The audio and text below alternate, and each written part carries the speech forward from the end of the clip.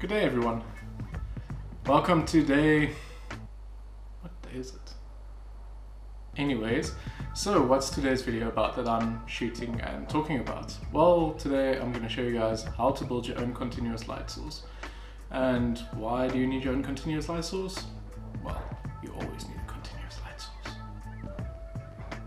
So how are you going to build this light source? Well, with items you can find at home, or you can go to your local Pick and Pay and buy.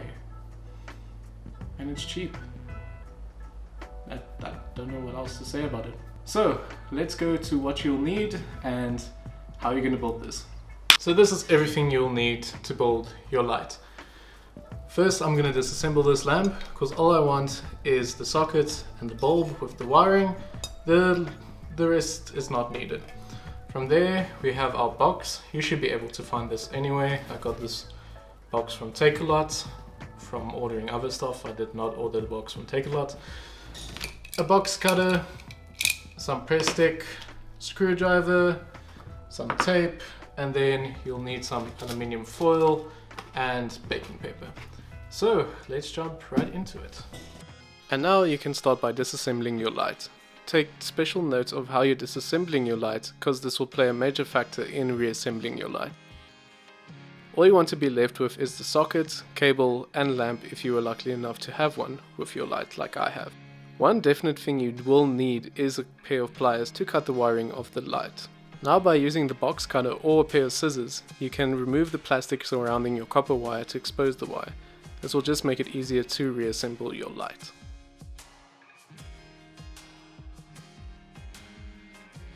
From there you can assemble your light again and double check if it goes on, just to see that you did not make any mistakes on your way.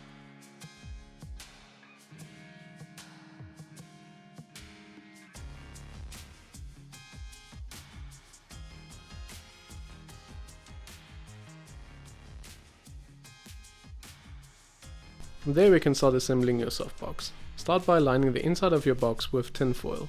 I use press stick to stick the tin foil to the inside of the box, but rather use glue or a glue gun since this will hold longer and for better. Make sure the inside of the whole box is covered with tin foil, that there are no patches of brown showing.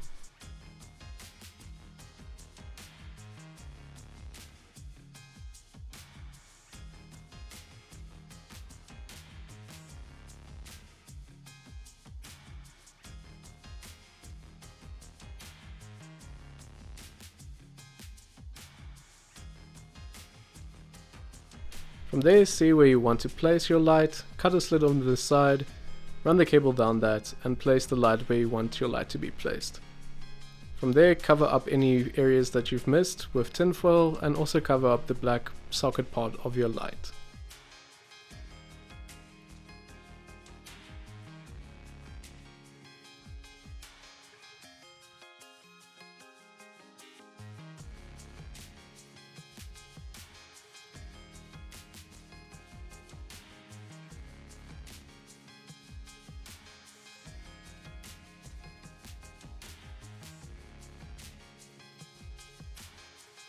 From there, cut a piece of baking paper, place it over your box and stick that with tape, or if you also have a glue gun, stick that to your box.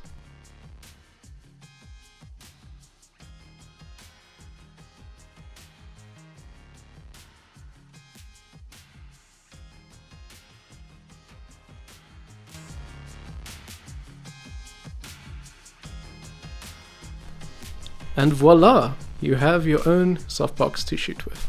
Okay, well, obviously not everyone can. As I was saying, not everyone can afford to destroy their lamps. Some only have one lamp and most people's moms will probably kill them. Luckily I live alone. So what you can do is, instead of destroying your lamp and destroying your life, you can take your lamp. It's quite harsh on me now, and then all that you need to do is take some press stick, put it on your wax paper, and then you can just stick it to your light. And as you can see, if you move this bit out of shot, gives it more of a softer, natural feeling light on me. That's one way of doing it. So I must admit I did cheat a little bit because I already built the light. So this one as a test run, but I wasn't happy with where I placed the bulb. The bulb should have been a bit more down.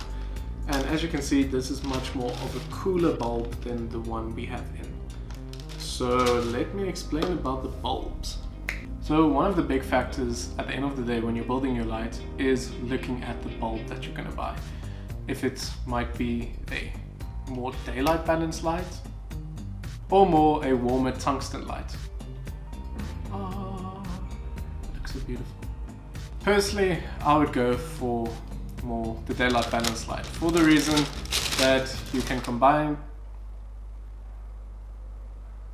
The reason why I would use this bulb that is daylight balanced over the tungsten is because it's daylight balanced. It means I can use it with natural daylight, which means I don't have to worry about color correcting or weird color shifts in my images. Whereas with the tungsten light, it does give you a beautiful warm light. It doesn't really work well with daylight. So you're gonna have struggles and problems, which you don't really can afford to have more of at this stage, I think. Now that we're done building our lights, let's do some test shot with them.